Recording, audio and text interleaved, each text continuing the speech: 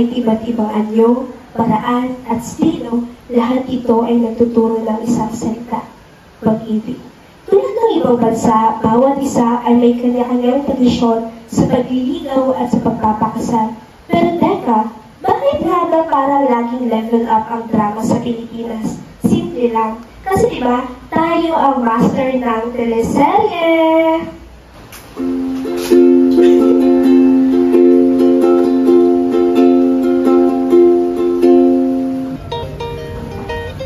Nelly, gusto ka daw pala nun ni Papa P, oh. Kaya pabigay niya.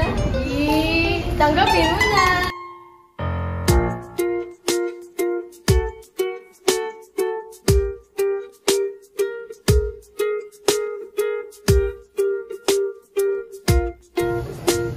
Ako na ito, pre.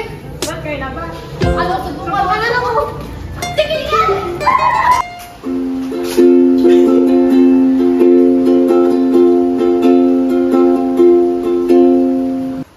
Kilala ang mga Pilipino sa pagiging maalaga, magiliw, at sobrang madadal, oops, joke lang, masayahin. Pero higit sa lahat, tayo ay mapagmahal.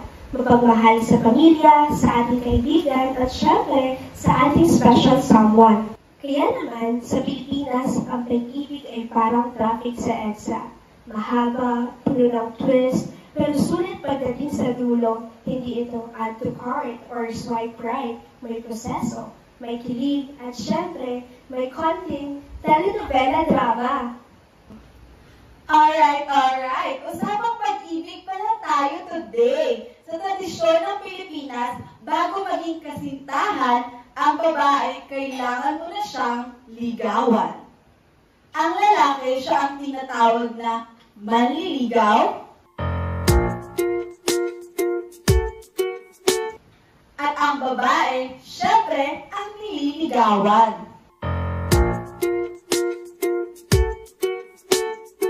Simple lang, di ba? Pero wait. Ang manliligaw dapat exclusive, walang sabit. Pero ang babae, aba, maraming pwede. Parang pila lang sa trending milk tea shop. So partner, ano nga ba ang alam mo sa courtship at marriage? Ngayon, pag-usapan naman natin kung ano ang courtship or panliligaw dito sa Pilipinas. Kadalasan itong ginagawa ng mga lalaki kasi sino ba naman yung babae na ayaw mabigyan ng roses, chocolates, tapos may free pa na love letter tuwing Valentine's. Minsan nga kahit hindi Valentine's, meron din love letter. At syempre, dapat daw legal sa mga magulang kasi dapat palaging i-involve daw ang family. Dapat ipakilala kay mama, kay papa, kay ate, kay kuya, minsan pati sa kapitbahay pa. Kasi nga daw, baka pinsan mo pa yon. Ngayon, meron pa bang ganon? Or isang heart lang sa story mo, may jowa ka na agad? Go. So, ayun pala yun, partner. Now that we know the definition of courtship and marriage, the real key is, how do we make ligaw ba noon? Like, who's the pasimuno behind this ligaw trend? Oh my God! Ako din, B. Super curious! Feeling ko makakasagot na yung ating mga special guests. Sila ay eksperto sa mga chika, mga kasaysayan. Ladies and gentlemen, pasok ang ating mga residente, edukadong chismosa, Shy and Karen!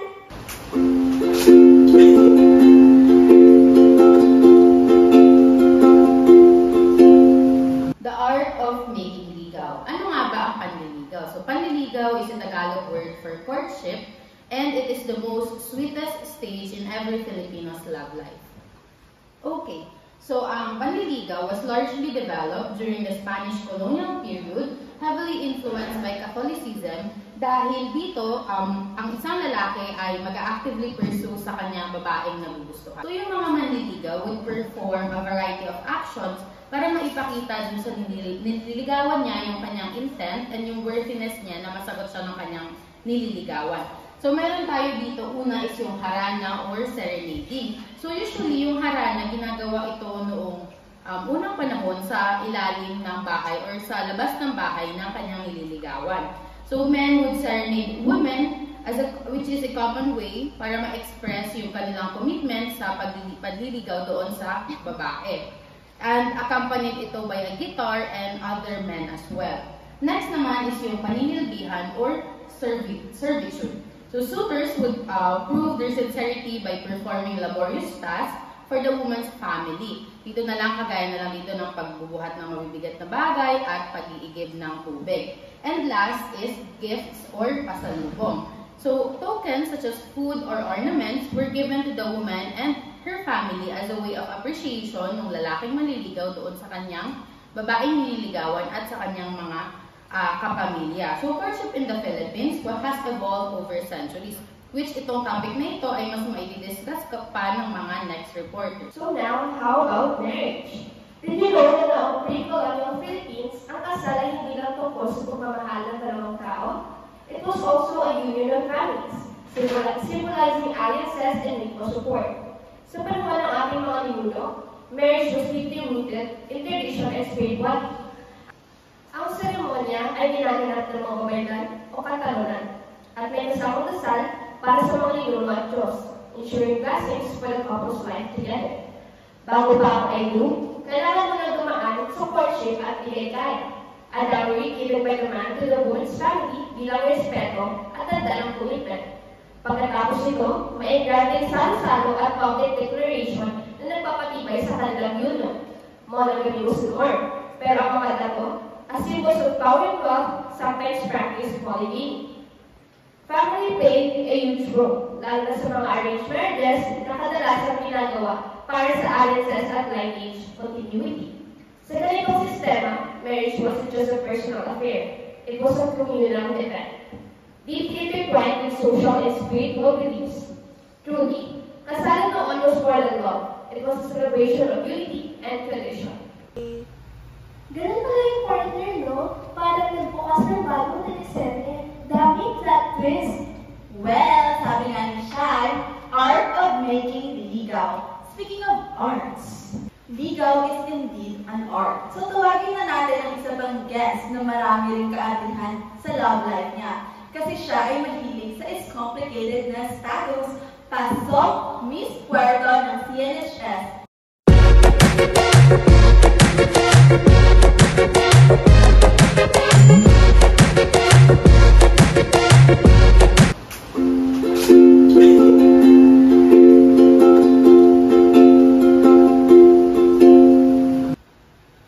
Ang panliligaw sa Pilipinas ay malalim na nakaugat sa sining na sumasalamin sa mayamang tradisyon, mga pagpapahalaga at malikhaing ekspresyon ng mga Pilipino.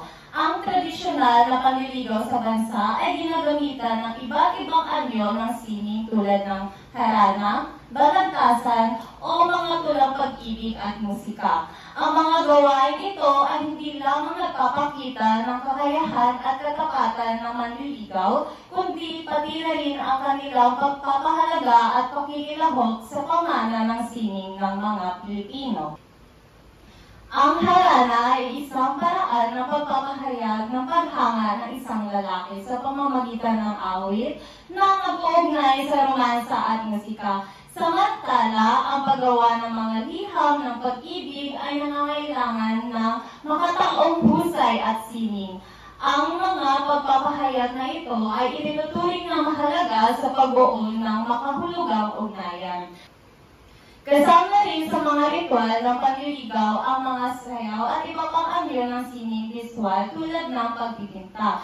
Sa pamamagitan ng mga gawain ito, ipinapakita ng mga Pilipino ang kanilang pagkamalikhain, paggalang at husay sa sining na nagpapahayag ng pag-ibig. Partner, true nga pala talaga. Ligaw is an art. Kaya nga partner, at alam mo ba, marami pa akong fun facts. Narito ang moral and religious values. Kasi nga, sa proseso ng panliligaw, dapat pinapakita mo ang presensya, respeto, at pagiging tapat. Eventually, magmamanifest ito sa pang-araw-araw mong buhay. Sunod naman ang strengthening of family bonds. Sa proseso rin ng courtship and marriage, kinakailangan na bonded ang dalawang pamilya. Kasi nga, si lalaki ay susuyuin niya si babae para maging isa silang pamilya. At of course, cultural preservation. So, ang proseso kasi ng panliligaw at pagpapakasal ay napapreserve ang mga kaugalian natin noong simula pa lang tungkol sa pag-ibig. At kahuli-hulihan, sa pamamagitan ng preservation na ito, patuloy natin napapakita ang ating mga kaugalian bilang Pilipino. Oy, partner, ang dami mong trivia ha. Pero wait, alam mo ba na alam ko rin kung paano ang ligawan noon? Sure ka ba dyan, partner? Very sure, partner. Ang tradisyonal na panliligaw ay nagsisimula sa pagkakaibigan. Sa madaling salita, chill ka lang bro, huwag masyado katat kung hindi naman ikaw si Papa P. Walang instant pass dito. Para naman sa mga babae, activated ang Dalagang Pilipino mode. Pilipina, yeah. Dalagang Pilipina, yeah. Isang dalagang Pilipina. Dalagang Pilipina, yeah. Isang dalagang Pilipina. May nakita kong isang babae, di ko malimutan ang kanya imahe. Mahinhin, mabait, at parang wala talagang nararamdaman. Kahit alam ng buong barangay na every night, siya ang laman ng daydreams nila. Pero rule number 1, magpakipot kahit gusto rin. #hard to get. Feeling ko masyado na itong seryoso. Meet na natin ang mga legit love experts. Kaya inaanyayahan namin ang mga love experts namin single since birth. Welcome aboard, Rosebel and Azzy!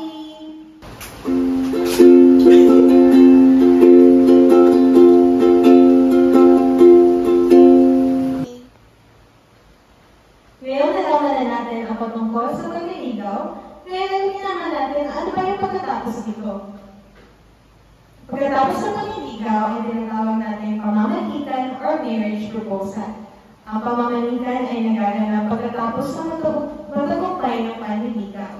Sa pagkakataong ito, bumibisita ang lalaki kasama ang kanyang pamilya sa tahanan ng babae at doon ay hinihingi niya ng formal ang kamay ng babae para sa kasal.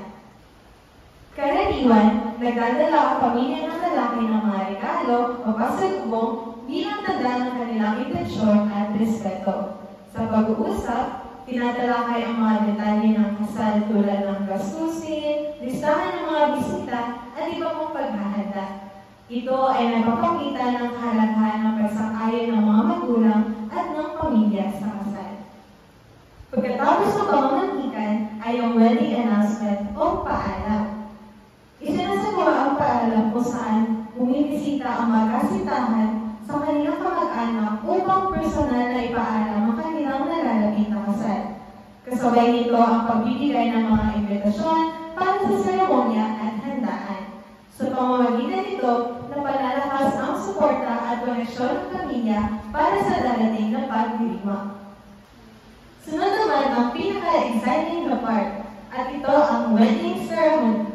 Karaniwan, ang kasal ay sinasagawa sa buwan ng Hunyo. Ngunit maaari rin magbago depende sa napagkasunduan.